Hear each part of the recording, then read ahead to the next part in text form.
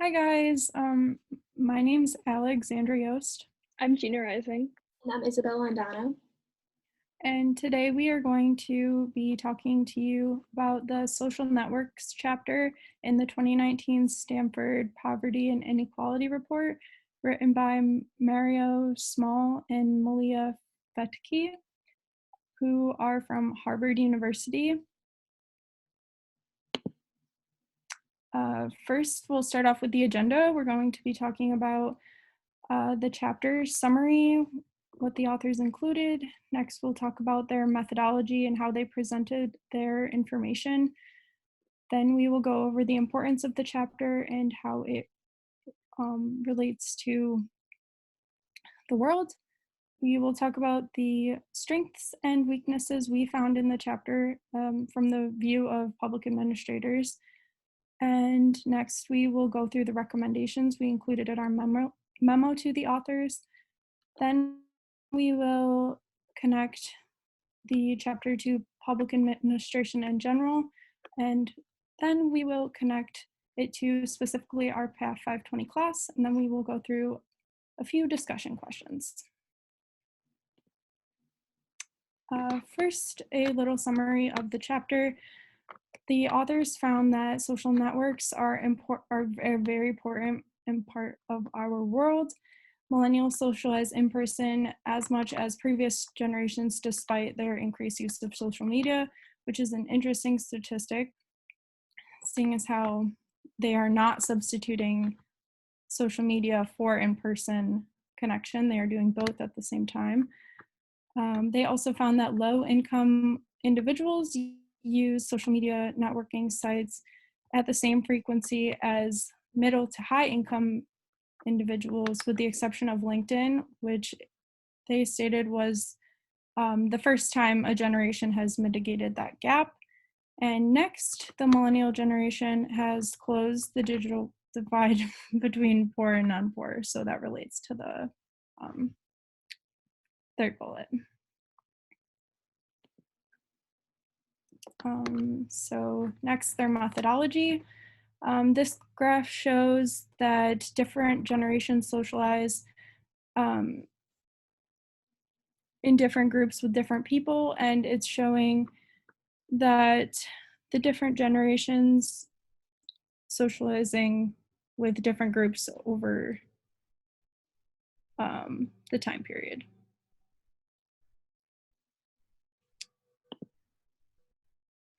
To continue with their methodology, they, like the previous graph, used the General Social Survey of 2016, and it looked at the social media divide between poor and non-poor social classes.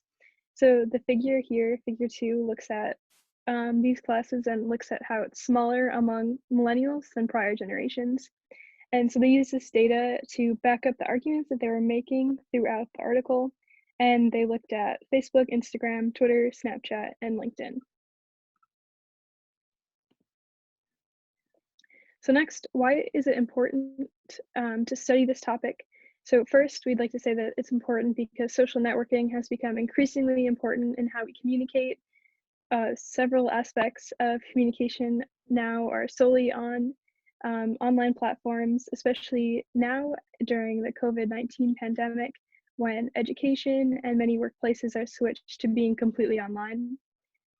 Next, understanding social media trends allows public administrators to understand how to reach diverse populations.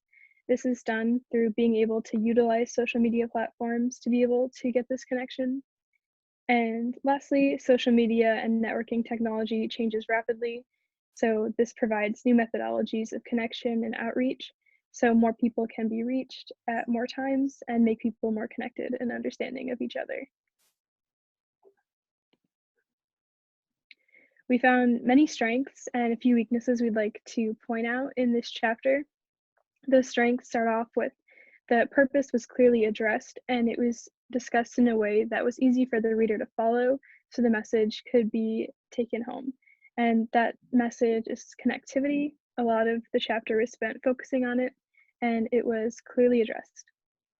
Next, they used a relevant and credible source, the General Social Survey of 2016. As we previously mentioned, This gave lots of data that backed up their arguments. Next, they used a broad range of social media platforms as examples. So they used LinkedIn, Facebook, and Snapchat, and these range from more professional settings to more casual ones, such as Snapchat.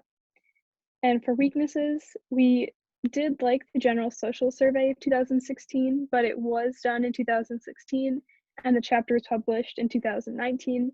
So data from the year that the chapter was published or the previous year would have been more relevant and more accurate for their findings. Next, we think that their definitions at times were quite vague. For example, they didn't really delve into defining poor versus non-poor groups, what that meant and what that looked like.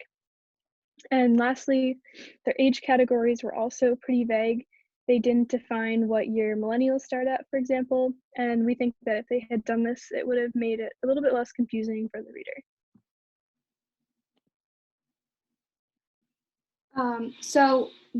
In our memorandum, we provided several recommendations to the authors for their already well-written chapter. The first of our recommendations include expanding on the opportunities provided by social media. We think an underdeveloped concept in the memo was the opportunities provided by the social networking site LinkedIn, which is a professional networking platform. There's job search features, as well as maintaining a network and connecting with business professionals that you would look up to. Social media and social networks also provide you the opportunity to connect with old and distant friends and keep in contact with those who you don't see every day, which has become increasingly more important to us in today's world, when the only way you can connect with people is through social media. Additionally, we would like to recommend to the authors an improved analysis on the networking site LinkedIn, especially by the poor individuals, and maybe how they can improve their LinkedIn usage to balance their line of poverty or inequality. Additionally, we feel the chapter would be strengthened if the authors would be able to include a call to action for public administrators such as ourselves, maybe where we can go after learning all this, and how to improve our practices to help the poor and non-poor, or the millennials that we will be serving. Next, we're going to go through the connections we found to public administration throughout this chapter. So in our study of public administration, we found that, and also as people, that social media connects people from a lot of different backgrounds. And we did a reading earlier this year called Citizen Apps and Social Media work similarly to the citizen apps, as they are able to connect people and problems and hopefully find forums for solutions. Next, social networks provide a collaborative government approach, which is talked about by Morse and Stevens. Next, Gooden talks about social equity.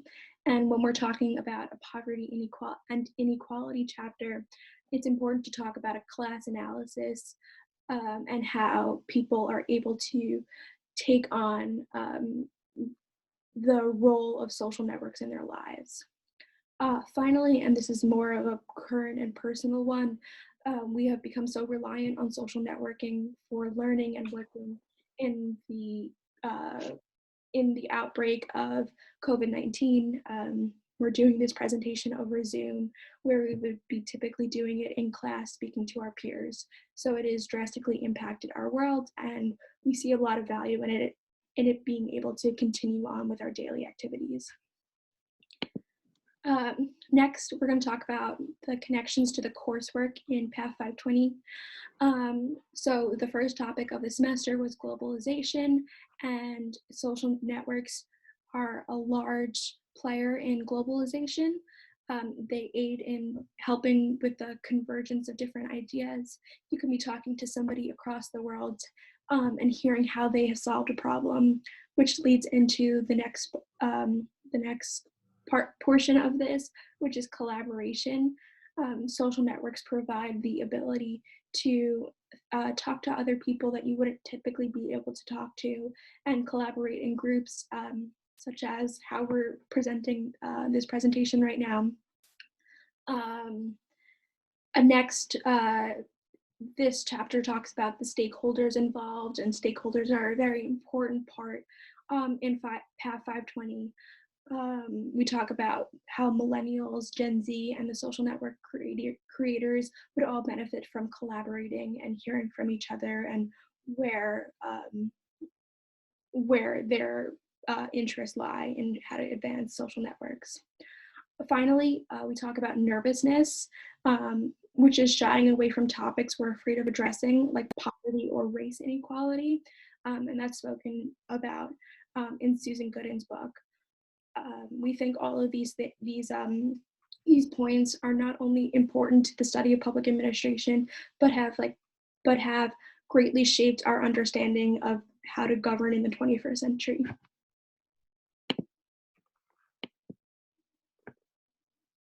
Next, we're going to pose a few discussion questions for our audience to answer, but we will also give our input. First, what challenges can you foresee that the generation that starts using online social networks at a higher rate than face-to-face interactions could endure? We think that if the generation is using more social networking and less face-to-face interactions, they could develop poor soft skills and social skills, which could mean they are less skilled at in-person job interviews, public speaking, or like talking on the phone.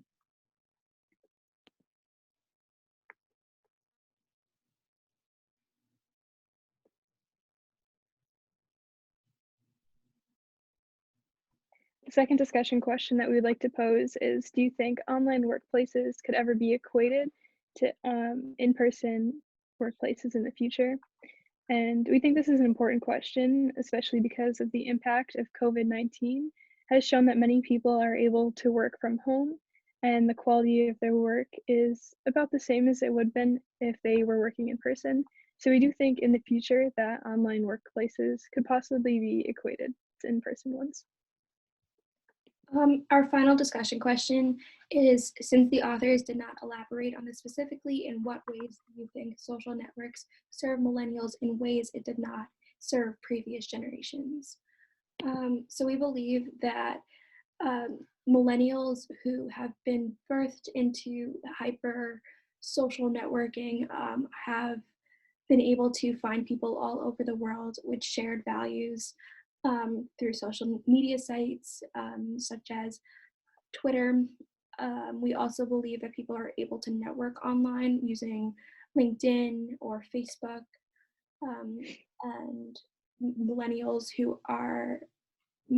are more able to understand the impact and opportunities that social networks provide. So now we'd just like to thank you for watching this presentation wherever you are. We hope you're staying safe and you're staying healthy, and we hope you enjoyed. If you have any questions, feel free to reach out to us using our Binghamton emails that I'm sure you can find somehow. Yeah, thank you. Thank you. Thank you. Oops.